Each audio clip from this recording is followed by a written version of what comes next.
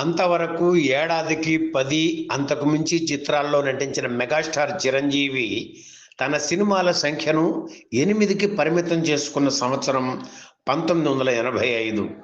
ఆయనకు permanent producers అంటూ కొంతమంది నిర్మాతలు అండగా నిలిచింది కూడా ఆ ఏడాదిలోనే.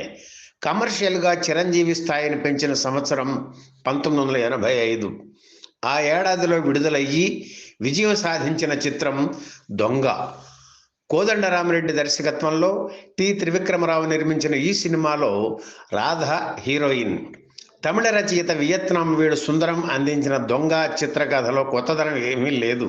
అయితే ప్రేక్షకులకు వినోదం అందించే లక్ష్యంతో సంఘటనలు సమకూర్చి స్క్రిప్టు తయారు చేశారు పరుచూరు సోదరులు. ఆకట్టుకునే విధంగా చిత్రాన్ని తెరపై మలిచారు కోదండరామిరెడ్డి. వేటూరి పాటలు, వాటికి చక్రవర్తి సమకూర్చిన సంగీతం అలరించాయి. ముఖ్యంగా గోలీమార్ పాటలో చిరంజీవి వేసిన స్టెప్స్ అభిమానులతో ఈలలు వేసేలా చేశాయి. 1985 మార్చి 14న దొంగ విడుదలయ్యింది. ఆ సమయంలో చిత్ర పరిశ్రమలో స్లంప్ ఉంది. ఏ సినిమా ఆడుతుందో ఏ సినిమా ఆడదో తెలియని అయోమయ పరిస్థితి. నిర్మాతలంతా నిరాశ నిస్పృహలతో ఉన్న సమయంలో దొంగ సినిమా వచ్చింది. ఈ చిత్రం కూడా ఫ్లాప్ అన్నారు మొదట. అయితే మౌత్ టాక్తో వసూళ్లు పెంచుకొని కమర్షియల్ హిట్ సాధించింది దొంగ. ఉక్కతో ఉడికిపోతున్న తెలుగు చిత్ర పరిశ్రమ దొంగ విజయంతో చల్లగాలి పీల్చుకుంది.